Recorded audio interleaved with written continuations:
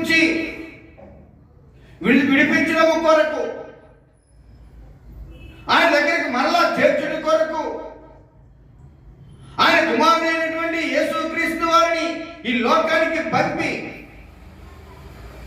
ఆయన కుమారుడైనటువంటి యేసుక్రీస్తు వారి రక్తాన్ని ఆఖరి భక్తు వరకు కాచి, ఆయన కుమారుడైనటువంటి యేసుక్రీస్తు వారు ప్రాణాన్ని పెట్టడం వలన మరలా ఈ శత్రుత్వం తొలగిపోతుంది.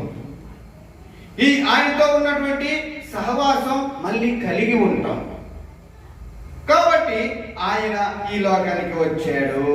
ఎందుకు వచ్చాడంటే దేవునితో మనలను సమాధానపరచడానికి.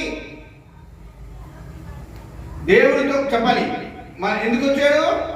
దేవునితో మనల్ని సమాధానపరచడానికి ఆయన వచ్చాడు. హల్లెలూయా. పరిశుద్ధత కోల్పోయాము. రెండో మాటగా ఆ పరిశుద్ధత కోల్పోయాము కాబట్టి మరలా మనలను పరిశుద్ధులుగా చేయాలని ఆయన ఈ లోకానికి వచ్చాడు. మనలో ఏమి నశించిపోయింది? మొదట చూస్తే దేవునితో సమాధానం నశించిపోయింది, దేవునితో సహవాసం నశించిపోయింది. రెండోది చూస్తే మనలో పరిశుద్ధత నశించిపోయింది. హల్లెలూయా, హల్లెలూయా.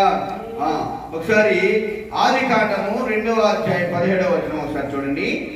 అయితే మంచి చెడుల తెలివినిచ్చు వృక్ష ఫలమును తినకూడదు, నీవు వాటిని దినమున నిశ్చయముగా చచ్చేదవని నరుడు.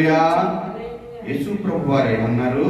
అలనాడే, నాయనా ఈ తోటలో అన్ని ఏమైనా తినొచ్చు, ఆ చెట్టు మధ్యలో ఉన్నది చూసావు, మంచి చెట్టును తెలివినిచ్చు ఆ వృక్ష ఫలం ఒకటి ఉన్నది, అది నువ్వు ఎట్టి పరిస్థితుల్లో కూడా తినకూడదు, ఒకవేళ తింటే నిశ్చయముగా చచ్చేదు అని ప్రభు. ఆ చనిపోవడం అంటే ఏంటి? ఇప్పుడు చనిపోయింది మానవులో ఉన్నటువంటి ప్రాణం చనిపోలా, కానీ దేవుడిచ్చినటువంటి ఆత్మ చనిపోయింది, దేవుడిచ్చినటువంటి పరిశుద్ధత చనిపోయింది.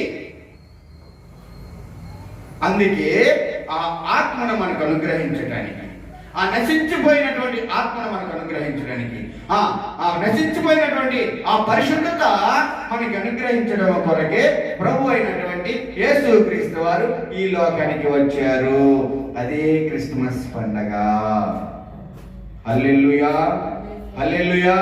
క్రిస్మస్ పండుగ అంటే నశించిపోయినటువంటి ఆత్మలను వెతకి రక్షించుట కొరకు మనుష్య కుమారుడిగా ఎప్పుడైతే ఆయన లోకానికి వచ్చాడు, అదే మనకి క్రిస్మస్ పండుగ.